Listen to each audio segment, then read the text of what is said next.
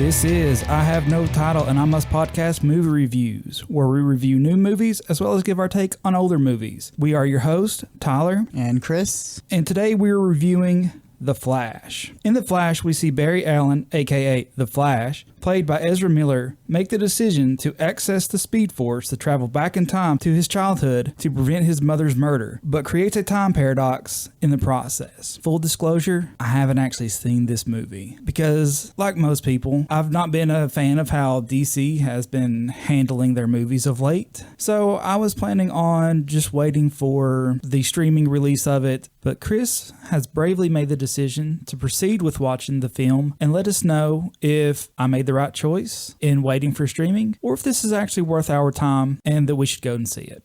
So Chris, is this worth our time, or should we just wait for it to hit streaming? All right, so here's the thing too, because after watching this, because I dipped out on DC for a while, all right, same reasons. So to see DC not doing well, not that I dislike all of Zack Snyder's films also, by the way, I just don't think he was the right man for all of DC. And the Flash movie has been under turmoil for like a long time, just getting the movie made. And I'm not even talking about Ezra Miller. Like, it went through so many rewrites and change of hands with the directors. And then there was what was going on with Zack Snyder. So, you know, whether he was going to be in and out, because I think they were setting things up in Justice League for The Flash, which would be in essence a sequel to that in some way. There's an Easter egg in there where his dad tells him, in one of the versions at least, you need to let go of your past and think about your future. Talking about past and future, it felt like a nudge at Easter egging in they're going to be doing time travel. I could be wrong. So after seeing this movie, it made me want to go back and take a look at Justice League, and I watched Justice League. Isn't that crazy? And I'm halfway through, and yeah, I know we're like a day late and for everything, but hey, that's why you guys are here, right? Because we're fun and loose. So would it have been worth your time to go see this movie?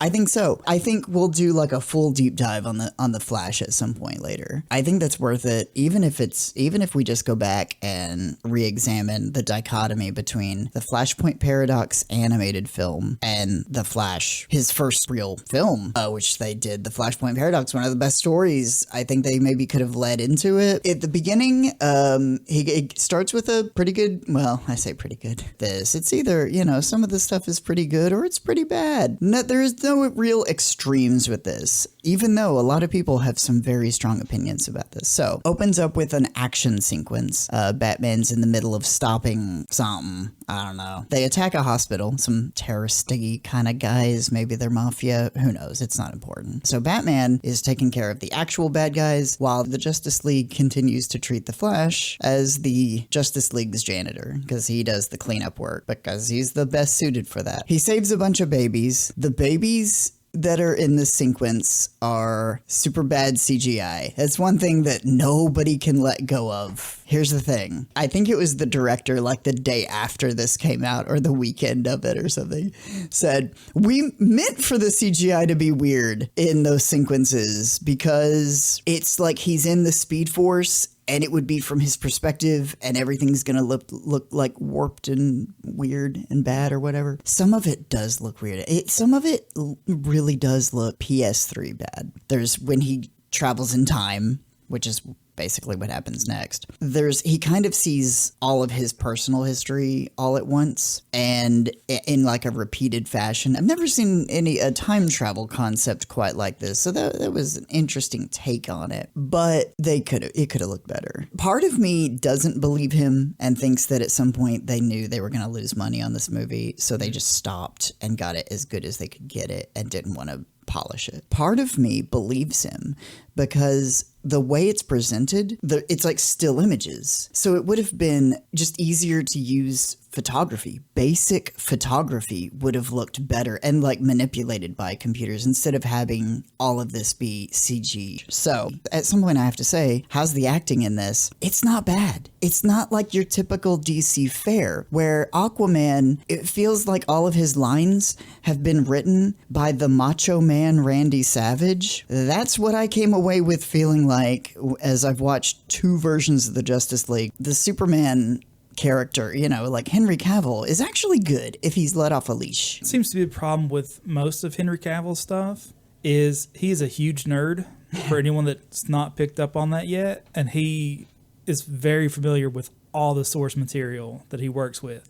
Yeah, so I would say playing Superman was kind of like what for him. Playing Superman with Zack Snyder was like what happened with Mark Hamill having to come back and play Luke for the final 3 Star Wars films, because disagree with me, agree with me, but Mark Hamill disagreed with how that character was portrayed. I've never met Henry Cavill, and I've actually not seen a lot of interviews with him, but I have a feeling he disagrees with how that character was portrayed and wanted an extended shot at it. Seeing what I've seen, I don't think he would do a bad job. Think they just need to have the right writer. Hopefully, James Gunn, maybe bring him back and maybe do a Grant Morrison-inspired storyline. As I've said in our James Gunn episode, I'm a big Flash fan, but I wasn't sure how Ezra Miller could handle the character. So what do you think? How was Ezra in this movie? I heard so much about how obnoxious he was in Justice League and maybe he was a bit much in that, but I think that's how the character was written. I didn't see the problem here, and I didn't see the problem in Justice League, at least not the Joss Whedon version. He's young with these superpowers. He brings the levity. I understand from the real world perspective, you have to have a character that brings the levity. But in a movie where it's just him in these moments, he didn't seem overly obnoxious or anything. He seemed like almost like a normal guy, because he has to play 2 different versions of himself. So he gets this idea in his head that he can go back in time and he's going to change one thing. Now, here's the first big point of contention with a lot of people about this movie. What does he change? What would you change to prevent the death of your mom? Here's the scenario. He was at home. His mom was at home. She was cooking. He was in his room. His dad goes to the store. He comes back. He hears some commotion. Barry does. He's called down. His mom has a knife in her. His dad is pleading with him to,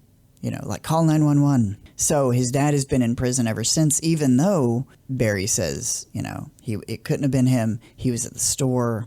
The only alibi they have is video, and he never looks up. All you see is his hat. So here's my thing. And I've listened to quite a few reviews about this movie, and I haven't heard anybody make this supposition. He is taking the path of least resistance, because he talks about it with Batman. He says, I could change things. It's probably in one of the trailers too, or at least one of the clips released. I could save my parents, because he got orphaned that day. He lost both parents, essentially. He even tells Batman, I could save your parents. He offers that. And Batman says, no, this is who we are. These things happen for a reason, and you could also break things. And he leaves it at that. The thing he changes is simple. It's the path of least resistance. I think in thinking about how a butterfly flapping its wings, you don't want to just take a fan and turn it on full blast. You'd want to just kind of waft gently. He does a thing that changes the past, and he does prevent his mom's death. This is actually pretty famous in the storyline, the comics. It's something he's always talking about doing. He does it, and then he comes back to the future. He attempts to come back to the future after he changes this one thing, and he's stopped by the infamous actual villain of the thing, the Dark Flash, the thing that's been running around in the Chrono Ball, I think that's what it's called. It's like a little sphere, chronosphere. It's the thing, the force field he kind of creates or goes into when he goes fast enough to time travel. So he gets pushed out of it. It's like this thing comes up.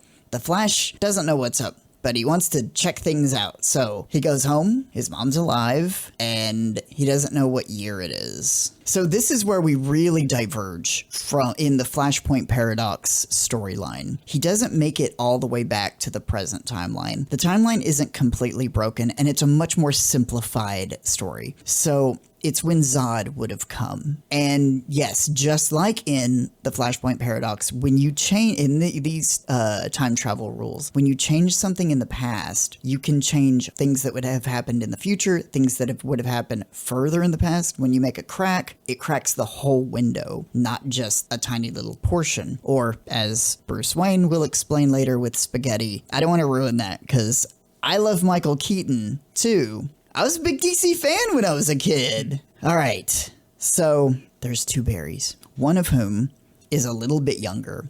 He doesn't have his powers yet. And he grew up with his mom coddling him and never really grew up at all. So Ezra gets to show off his actual acting ability here by playing like a generally mature version of himself that's kind of, more mature than we saw even in Justice League. And this other version that is Nightmare. You would not want to be around this person for very long at all. Neither does he. And he even kind of digs into him sometimes. And this guy's like, look, I was just trying to do my laundry. You messed up my day and came in and were like, you have to do all this stuff because the world's messed up. The stuff with Zod is happening, and he makes sure that the other Barry gets his powers. I think Ezra does a pretty good job. Some of the jokes actually land. That's all I'm going to say. I don't know. Do you have any? Ask me some questions. So, would you say this exceeds your expectations? It did.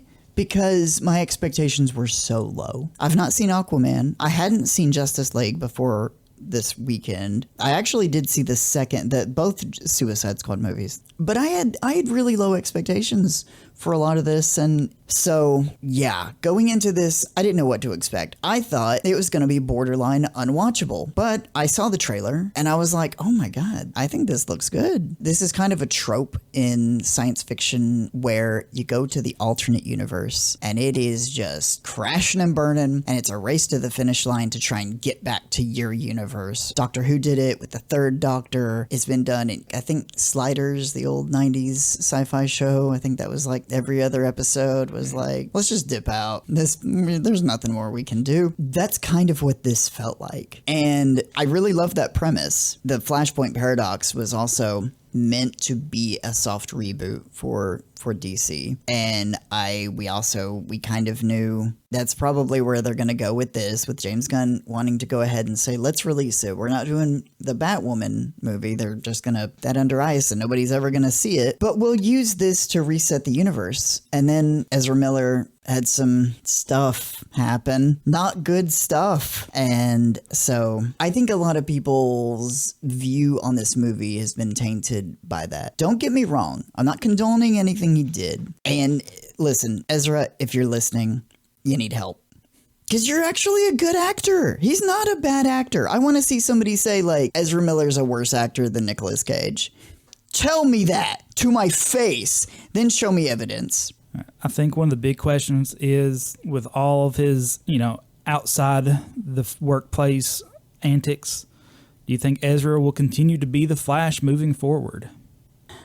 A lot of people are saying they think Ezra's definitely not coming back. He's probably not. And it's sad because I'm not saying he could have carried the universe, but he kind of could have been that constant that his tone didn't need to shift.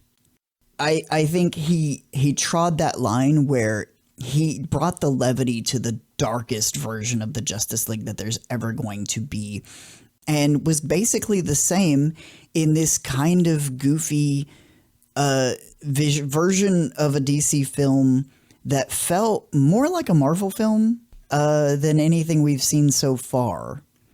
He would have been perfect for James Gunn's new vision of what DC is going to be. I feel. I don't know James personally. All right, you said you didn't have a lot of expectations going in, but is there like any personal letdowns you had about the film? I will say this, there's no Martian Manhunter.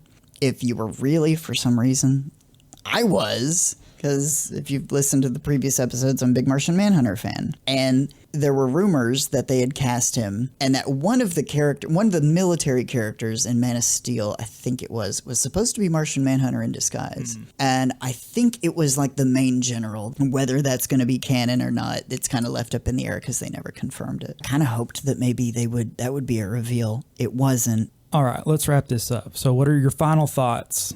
I would recommend this film. I did recommend this film. I was talking about it with a coworker today. Went through as much of it as I could. And I said, I really think you would enjoy this. And they asked me, did I watch Aquaman? And I said no. And they were like, it was actually all right. And I was like, I think you'll like this. Go see it. If you like that, there's some goofy bits. The questionable things, I think, are mostly in the visuals. And the way that, everybody was talking about that opening action sequence with the babies, that it looks bad. Not all CGI is going to be, like photorealistic, I guess. I don't know. I've seen what DC has put out previously. I would have thought they were on a better track now. Yeah, so I would definitely like to have a deeper dive on The Flash at some point when we can actually do spoilers and just talk openly about it after you've seen it. I would also like to connect the dots with a deeper discussion on Justice League and maybe one of our retro rewind reviews. So we're going to see Indiana Jones. Yeah. I don't know what else to say about that. I hope it's good. Yes. Our next review will be the new Indiana Jones movie, so keep an eye out for that. And with that, we'll end our episode. If you've seen The Flash, let us know what you thought about it. If you haven't seen it yet, let us know if Chris changed your mind at all. And as always, remember to subscribe, leave a like and a comment. And until next time, see you.